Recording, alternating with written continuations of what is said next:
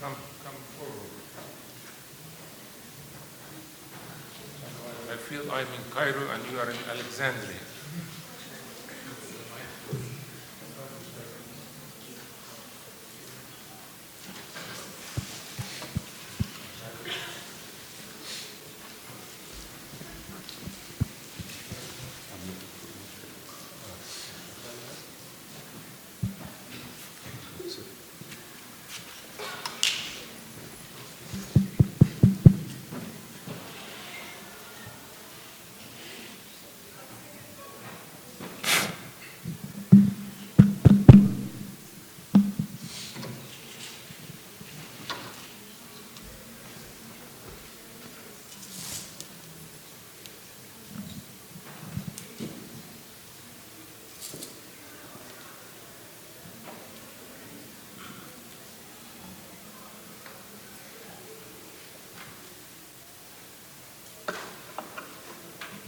In the name of the Father, and the Son, and the Holy Spirit, one God, Amen.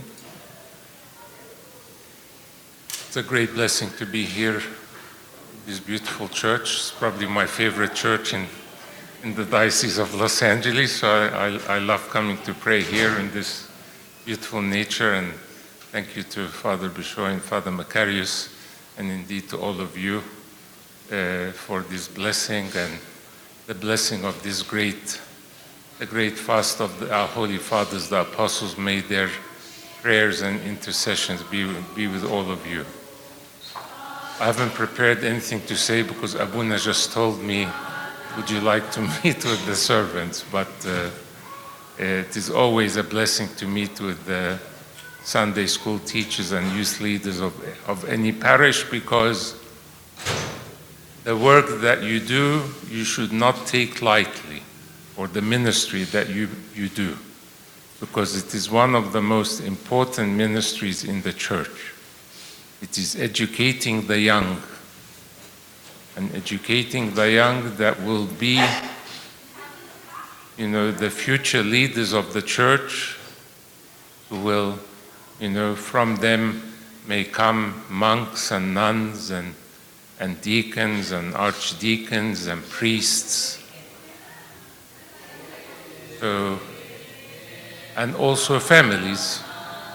So if we spend enough time training our children properly, we can be ensured of a bright future for our church. Obviously, parents have an important role to play, but you as Sunday school teachers and educators also have an important role to play, and the church has an important role to play. So these three institutions, when they come together and have a beautiful symphony together in how to educate children properly, then this will give us comfort about what the future of the church will look like. In the book of Proverbs, in chapter 22, verse 6, says a very beautiful verse: train up a child in the way he should go, and when he is old, he will not depart from it. It's a very beautiful verse. Train up a child in the way he should go, and when he is old, he will not depart from it. And sometimes I compare it with a seed. If you have a seed and you throw it into the ground, and you begin nurturing this seed, giving it nourishment, giving it water, give it fertilizers, and just your eye is on this seed as it starts, planting its deep foundation into the earth. Shoot starts coming out of the earth, starts bringing forth leaves, starts growing, bearing fruits, something wonderful. And if you see that insects are going to begin attacking this tree, you bring the proper insecticide to, destroy this evil that is coming to this tree, to make it always pure, and so its fruit will always be pure. But if you neglect this seed, what happens to it? It may come up from the ground, but it may come up crooked, and you neglect it. And then all of a sudden you notice that you need to straighten this tree because it's come up crooked from the ground. What happens? It will snap, it will break. But if it is young and your eye is there all the time, nourishing it, caring for it, even if the tree is coming, you notice early it is coming in the wrong direction, you can bring a strong piece of wood, tie it to make sure that it is always upright. So it is the same with the children. If our eyes are always upon them, we're caring for them, nourishing them with the Word of God, we as servants are a good example and role model for them in everything that we do, and then they look up to you and see all your actions. They are watching you, watching every word you are saying, the way you dress, where you go, what you post on Facebook, on Twitter, all of this. And so you need to be that good role model and example for these children and give them that spiritual nourishment so that they will learn from you and they will build a very strong relationship with you. It is really critical and very, very important. Because if we don't nourish them with the Word of God in the Orthodox faith, so you need to be always, as Sunday school teachers, nourishing yourself. Because if you are not nourishing yourself spiritually and educating yourself, then what will you give to these children? So I really hope that each of the Sunday school teachers has a wonderful Orthodox library at home, or at least in your parish, to have a strong Orthodox library for the Sunday school teachers in particular, so that you can always borrow books, or you can purchase always books as well on Amazon and other sites or in bookstores. And there is plenty and plenty now of material in Arabic and in the English language, so there is no excuse now for anyone to say that I cannot find a particular book or a particular subject, and maybe some websites as well that are orthodox in their teaching. So there is a wealth of material and resources, and I really encourage you as much as you can to read. The more you read, the more deep into your faith you will be, the more you will be able to benefit those that hear you and those that you teach. And if you really love these children, then you want to give them the best religious education possible. And so you will find innovative ways to be able to teach. So don't always, just look at the classical methods that unfortunately is the case in many of our Sunday school classrooms, that it's monologue. A teacher, just like what I'm doing now, which I hope will stop soon and then we'll have some dialogue, that it's one direction, the teacher speaking to the students, and after a while their attention span now with all the technology that they use is very short. And so within a few minutes you'll find that you'll have a very rowdy class and an uncontrollable class, because it is just one direction. You are talking to them, and maybe you are talking either in a very soft voice or in a very monotone voice, and that is also very boring for the children. So you need to learn how to use the tone of your voice in the lesson, right? Because that's where you bring back the attention of the children. So there's lots of skills like this that you can learn. If you're not a teacher by trade, you can still, find books or articles to read to be able to know how to be an effective teacher in the Sunday school classroom. So these are all very important skills that then teaching will not become a burden. Or you will come to Sunday and say, oh, it's Sunday again, I have to go back to these kids and they're going to make a noise in the class. Ask yourself, why are they making this noise in the class?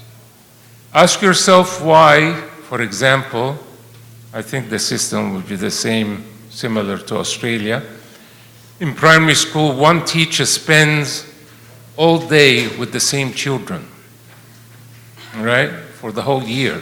It's the same teacher, teaching all the different subjects, science and maths and arts and sports and everything.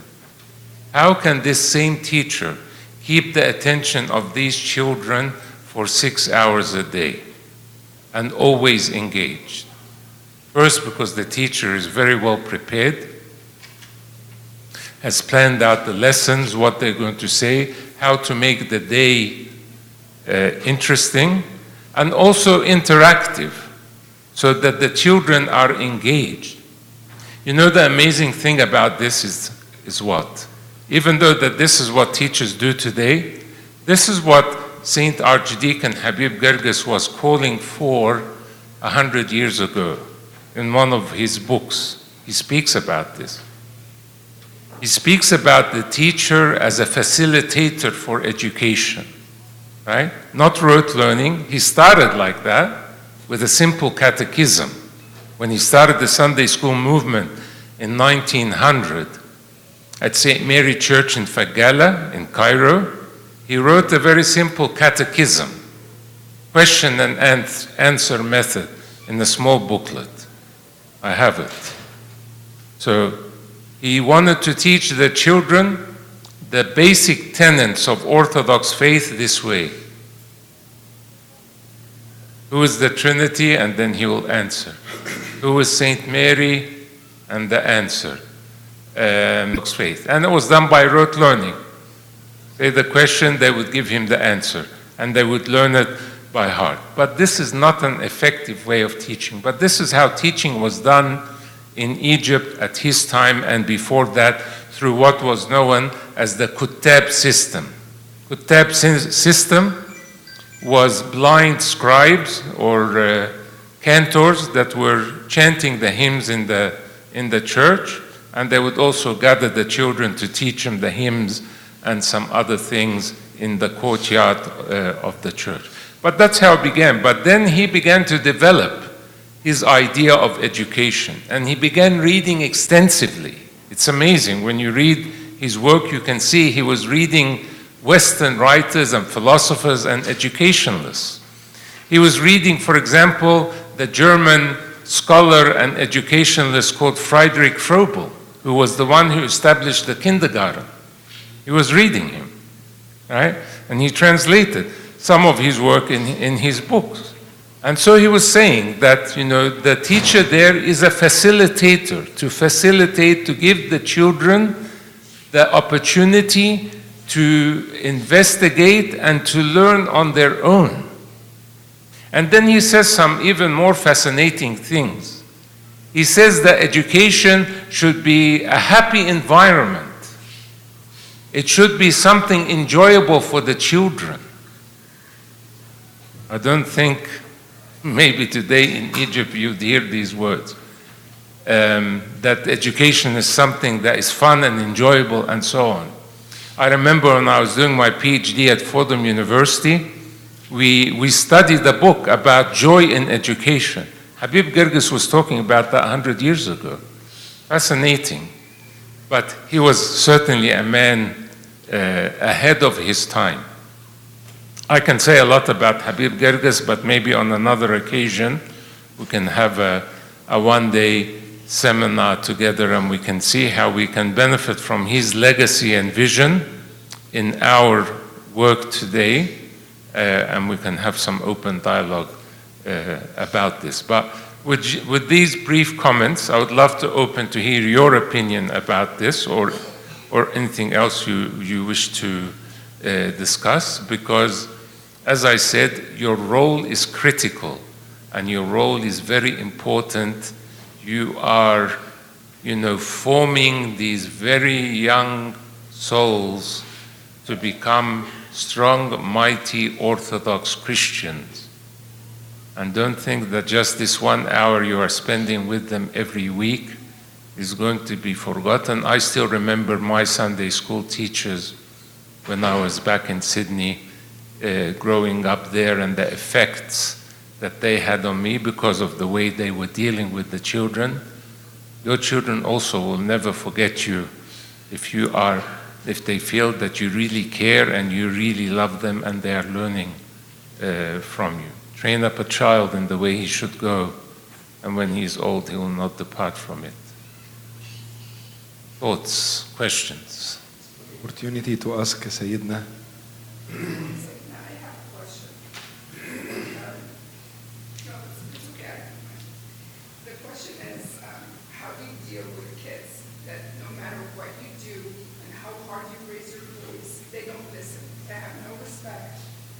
They don't care one way or another. So what's the other options that we can do with them? Sometimes it's the environment of the classroom. Okay? I wonder if how have you asked what happens to this same kid when they go to is it primary or secondary or primary? Kindergarten. So do they go to kindergarten outside of the church? Okay, can you ask what happens when that kid goes to kindergarten outside the class? Does he act the same way or not? He doesn't. He doesn't. Okay, so the problem is here. Okay? So there could be different things here. And I'm not attacking or anything, but just giving some ideas. The last thing usually that we give attention to in our churches, I'm not talking about this diocese, but I'm talking in general, is Sunday school is the last thing we think about. I wonder how many churches actually have a budget for Sunday school. They dedicate a budget for Sunday school. I would say very few, right? How many of our churches have a dedicated building just for education and Sunday school? I'm glad you're about to start next week your building, and I can't wait to see it finished, and I'm sure it will be a great blessing for all the Sunday school work that you're doing here. It's really wonderful to see that. It was wonderful to participate with Amber Serapian in the laying of the foundation stone, so I congratulate you on this. If you go to any classroom in any public school, for children, for example, look at how beautifully decorated the classes are. What are the sizes, right? If you have 15 or 20 kids in that classroom, the spacious room that they are sitting in, what do? We fit 30 kids in a sardine box, right? Yes or no?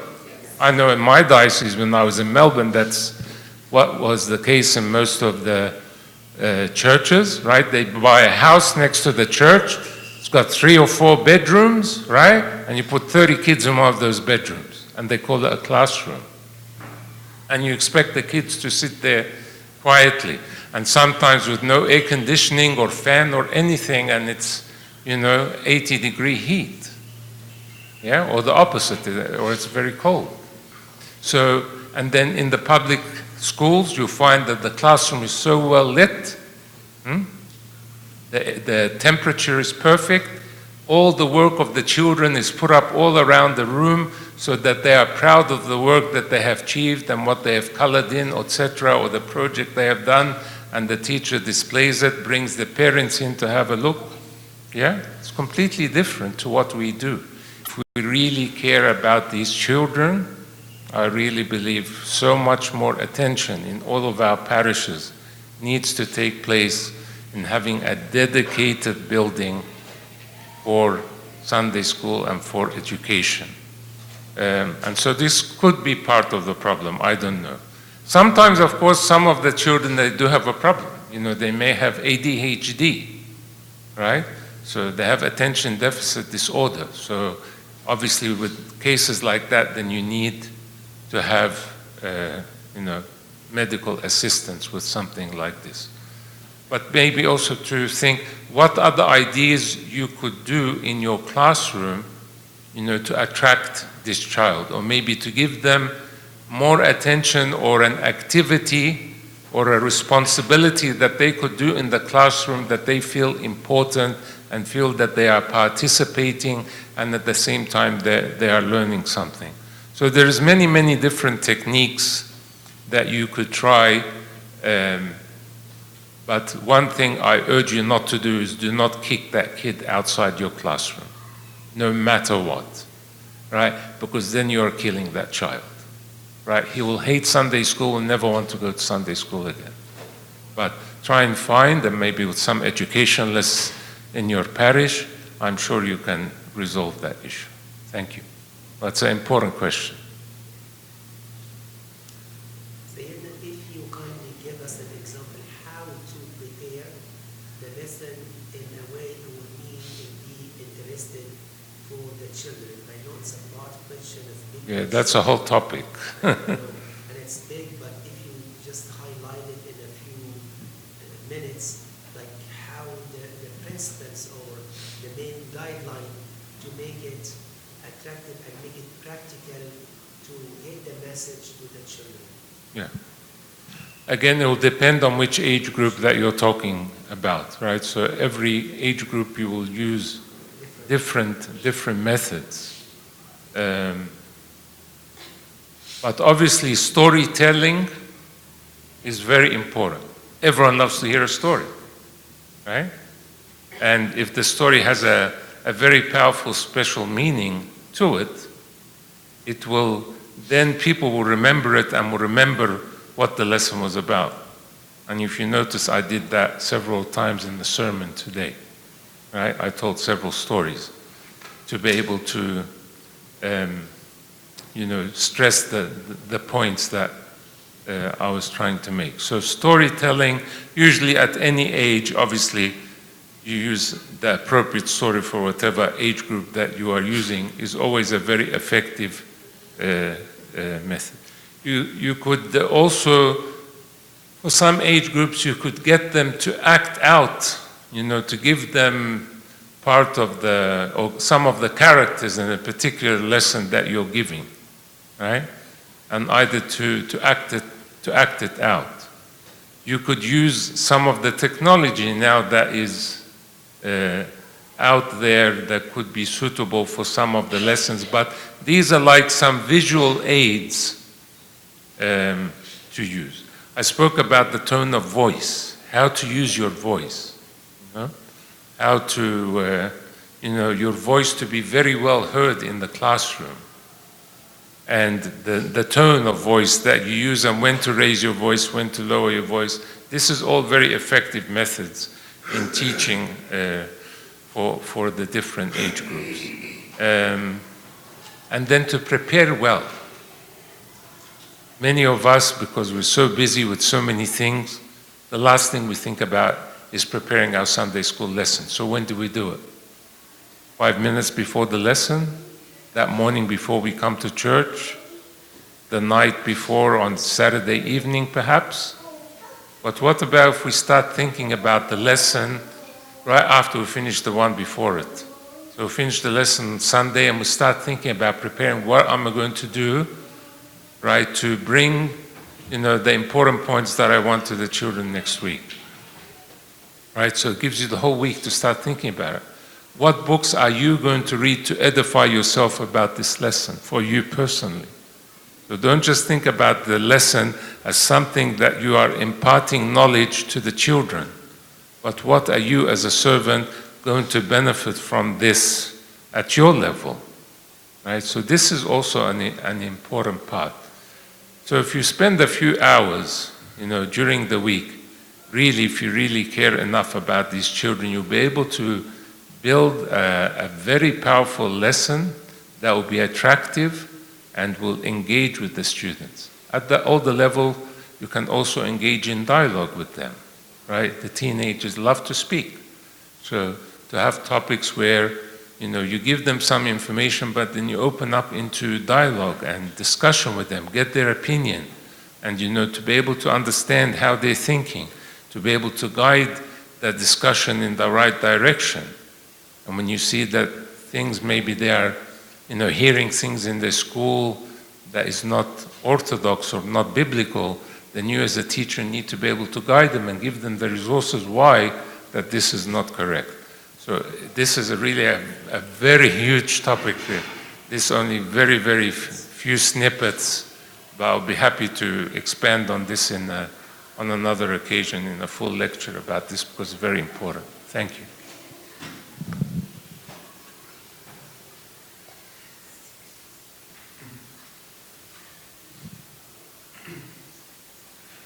So, I just graduated pre-service. Advice. Could you speak up a bit? I just graduated pre-servants, and I'm looking for advice on how to approach kids. Because the kids are I feel like I'm trying to find the right approach, how to not to be too harsh, but not also be too soft. Because I feel like sometimes if I'm being too harsh, then the kids will kind of dislike me and will hate me even. But if I'm kind of too soft, then they'll kind of see that, you kind of messing around or whatnot. I don't know what's the right approach. Again, I think if you prepare properly the lesson and have a powerful message to be able to present to them, you'll be able to have them engage with you for the 30 or 40 minutes that are with you in the classroom. If you're not prepared properly and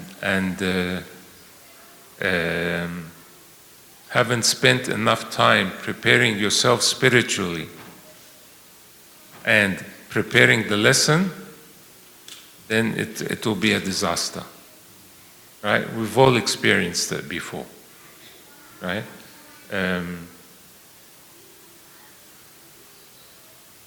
So I think this is really the crux of the matter.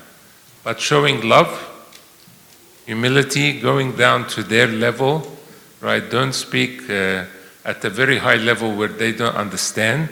So you need to be able to know what language is appropriate at that level and understanding the psychology of that level that you're teaching. Habib Gerges, back in his time, issued 6 volumes to teachers. And these 6 volumes to teachers for each level. He spoke about what topics are suitable for this age group. What is the psychology of the children at this age group, and what is suitable and what is not suitable, right? So you as Sunday school teachers need to be able to understand this, to be able to target your lesson at the appropriate level for the level that you are teaching. Obviously, those books were very over 100 years ago, as I said, but it shows you the vision that he had. Obviously, today we have more advanced books, and you'll be able to find educational books that can speak about all these types of things from a Christian point of view. And I would encourage you to read some things like this that will help and support the ministry that you're doing. Thank you. Yes. What is the best way to overcome conflict in service when everybody thinks he's doing the right thing for his service? And I think I'm coming from the, my idea is right about service, and I want to implement my ideas, and then but my co-servant has his own ideas, and he or she also thinks he is right or he's right, and we're both conflicting together. Not in a bad intention or malicious intention, but everybody thinks he's doing the right thing for service. That's why I think gathering together as Sunday school teachers regularly on a weekly basis is so important, because then you can bring some of these issues to the Sunday school teachers meeting for discussion, coming to a consensus and understanding with the guidance of Abuna. Then we can all be on the same wavelength. Or if it is a particular specific issue, then you can approach both of you, the Abuna, your parish priest, to discuss it, and so that there is no bitter or ill feelings, and you can continue to serve in a peaceful and in a positive way.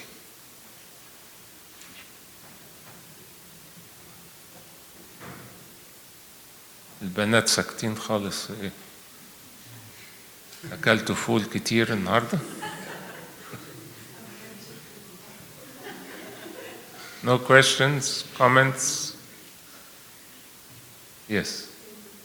Some of the difficulties that we sometimes have in service relate to the standard of discipline and expectations of behavior that we have for our students, because like we mentioned earlier, they are expected to behave a certain way in school, and there are usually corrective measures and then disciplinary actions. So part of serving is that you fear that the parents may be upset or the child may be driven away.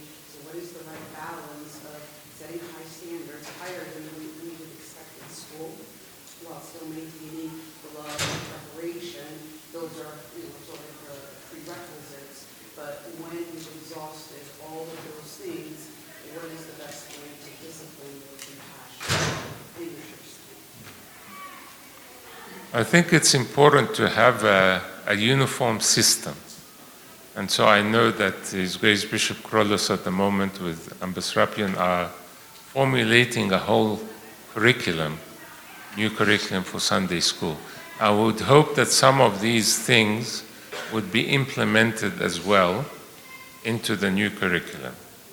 Sorry, I always will go back to Habib Gerges because he's the standard, he's the model for us. He had كان عنده قانون لمدارس الأحد. So he had like a constitution for how Sunday schools was to operate. And so, this, should be studied, and then to formulate something based on that foundation that would be suitable for the diocese or for the church in a modern age. So that when you standardize things, then everyone knows that this is what should be done.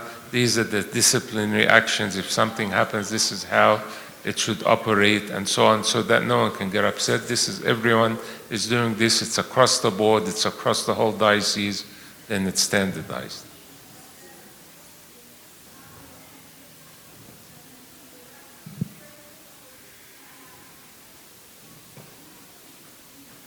If you don't ask questions, I will ask.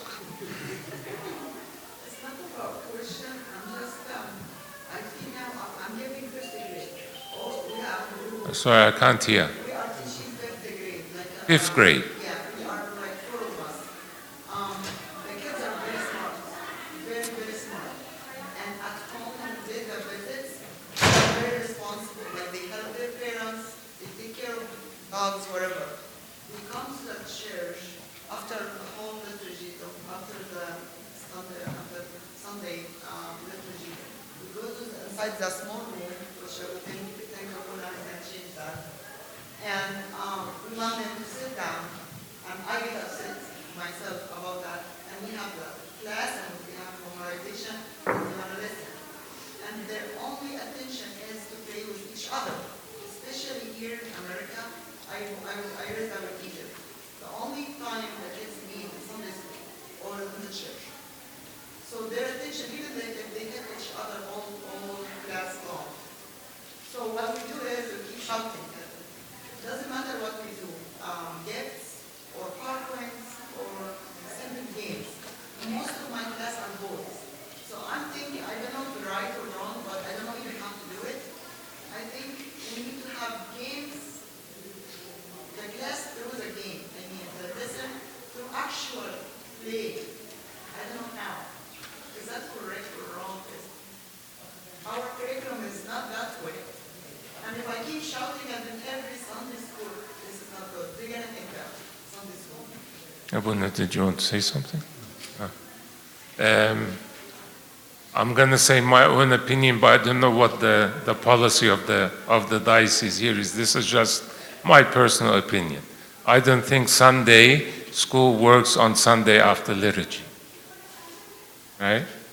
I believe it should be on another day.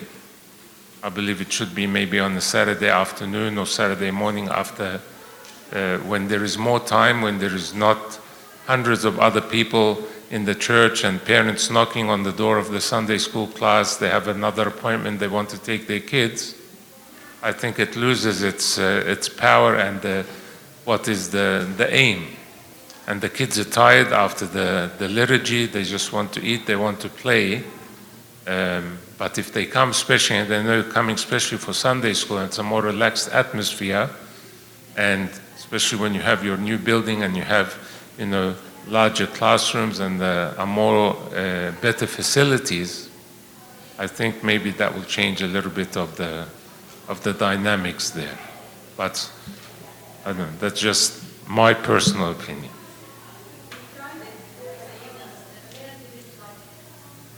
Yeah, well, the question is, how was it presented to the parents? How was the idea presented? Was it presented, was there a plan made out? Was there a meeting? Was there brochures? Was there, some discussion given, dialogue, and to explain to them why we are doing this and why we believe that it's a better option. I know it means more work for the parents that they have to bring their children on a different day, but you can always find other solutions around this. I remember when I was a Sunday school teacher in Sydney, we had something like 5 or 6 minibuses with volunteers that would go, but might be different situation here, where they would go around to each of the homes, pick up the children, bring them to Sunday school on Saturday afternoon, or Saturday actually was on Sunday afternoon, so it started at like 3:30 p.m. And then after they finished the lesson, the same buses would take the children back home. But distances here may prevent something like that. But I think the idea of having Sunday school after church at that time was because church here has a different situation where it's a little bit far from maybe the city, different routes, especially in winter, get darker, the road is not easy. But I think with the new building, maybe again we can revisit the idea of moving Sunday school to Saturday would be good, because nowadays we're starting the Pope Carolus Academy, and we see a lot of family bring their children and more activity. And the whole idea also to bring also the parents or the Vesper and attend. that's right. And prepare. So I think maybe There's lots of advantages. hopefully we can revisit and change the time again.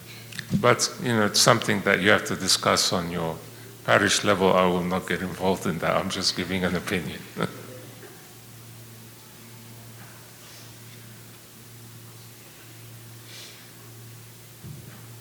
Any other questions, comments?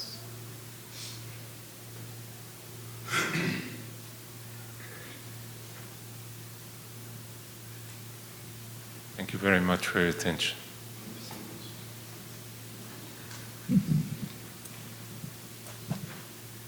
Of course, the presence of His Grace Bishop Suriel in our diocese is a huge aid, great and huge aid. I remember when I was young, I'm still young, by the way. I feel very old. When I heard that Amba Suriel went to the monastery, the three monks, three youth came from Australia to be getting into the monastic life in San Bishoy Monastery. It was something unique.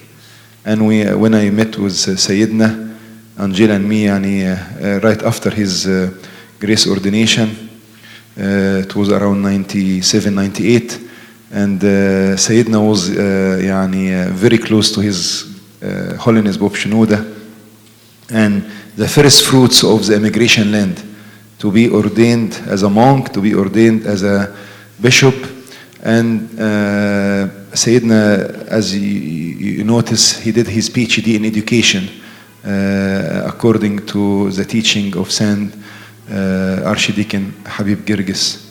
And he enriched the church with the education and the knowledge of Habib Girgis in the church.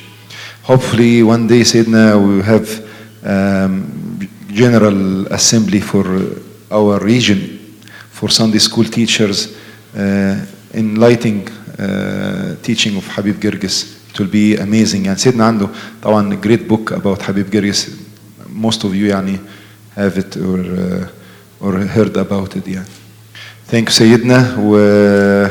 Sayyidina in transitional time, traveling a lot because of the immigration paper and procedures. So hopefully, by end of the year, we'll enjoy Sayyidina more and more and more. And he's resident in Mariette now. We're neighbors. East region, very rich with Amba Sarabian and Amba Suriel and Amba Krollos, and also Amba Abraham, of course.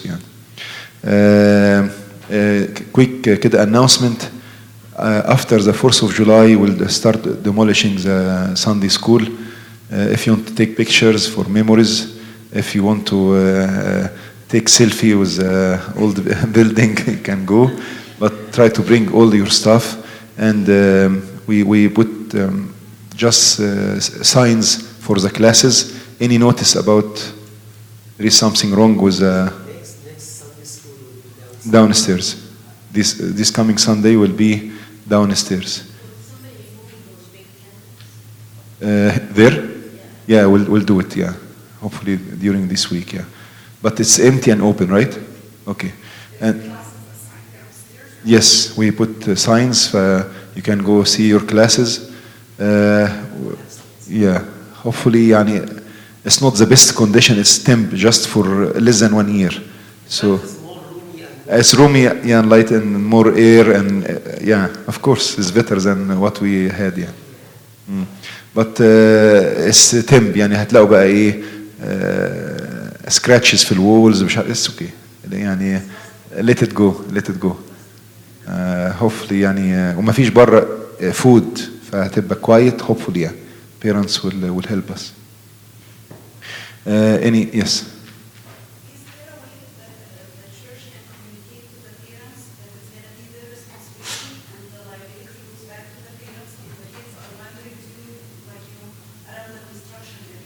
Yeah. Because the money cannot come back and give it to the church or the servants if the kids are going outside and playing outside. Okay. The construction is very dangerous for the kids.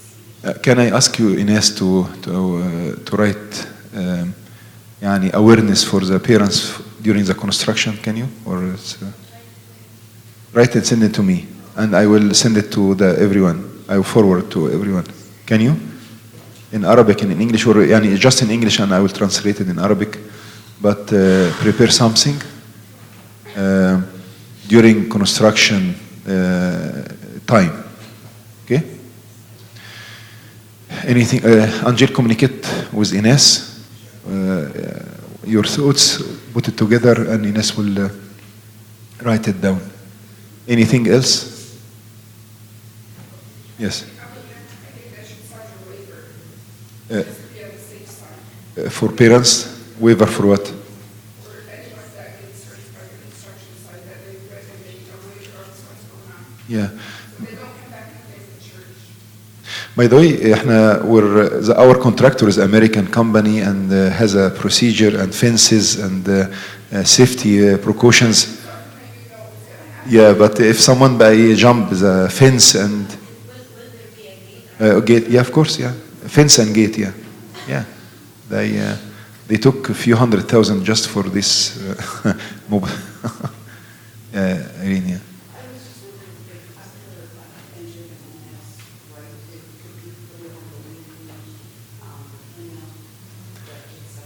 If it is too much, it will be يعني too much information.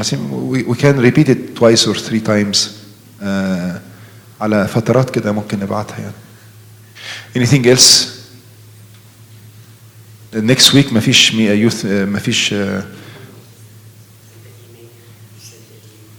yeah I will send it yeah.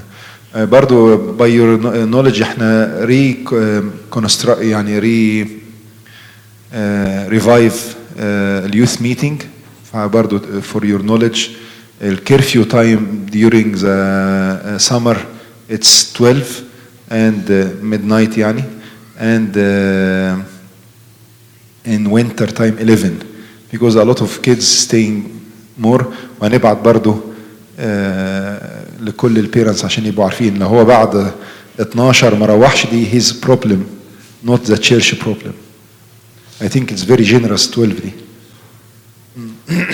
عشان الباسكت بول. ايه تاني؟ نصلي الكرازة. سيدنا عايزين نصلي الكرازة. المهرجان الكرازة قصدها. every سنة every year a lot of troubles وبتاع بس عشان بس تجيبي good grades يعني. of course طبعا with the prayers of سيدنا يعني هم خايفين الكرازة ده. لا على طول بيجيبوا تروفيز حلوه بس ربنا يستر ما تكسفوناش السنه دي. بليز ريمايند يعني ما فيش ميتينجز next week instead of this week. احنا كان great blessing to take the blessing of his grace Bishop سوريال. ف next week هيبقى 4th of July weekend. You can break from the meeting not from the service or liturgy. okay, اتفضل. The love of God the Father and the grace of His only begotten Son and the gift and fellowship of the Holy Spirit be with you all. Go in peace. May the peace of the Lord be with you.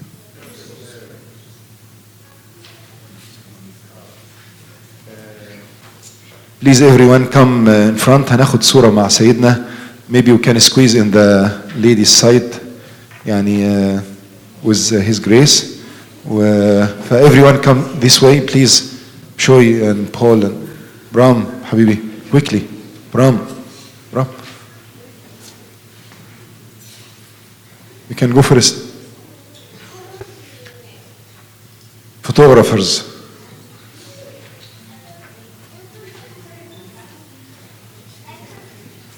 Keep just 2 spots for Sayyidina and my weak self. And everyone come in front, yeah. Please.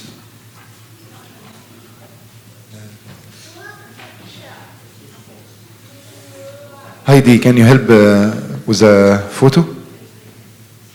تعال Johnny تعال. Yeah, of course you can.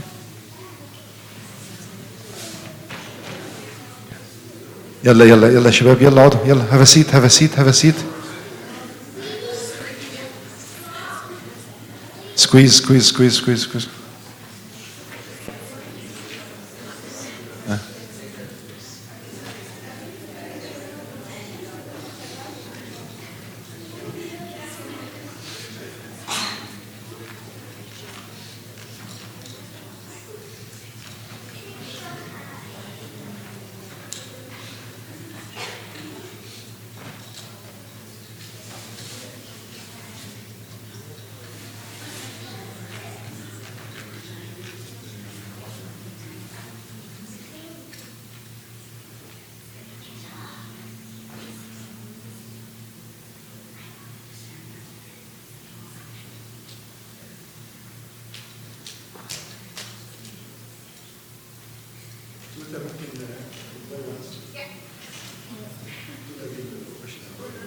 Okay, 1, 2, 3. 1, 2. Yay, good to go.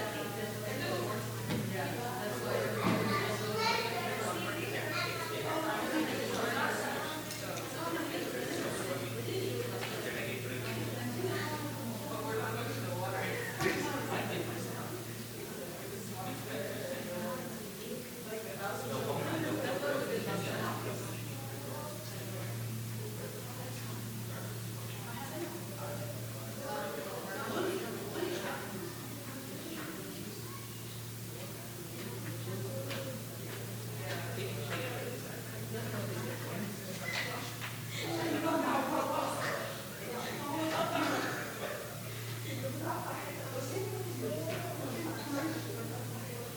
but I'm not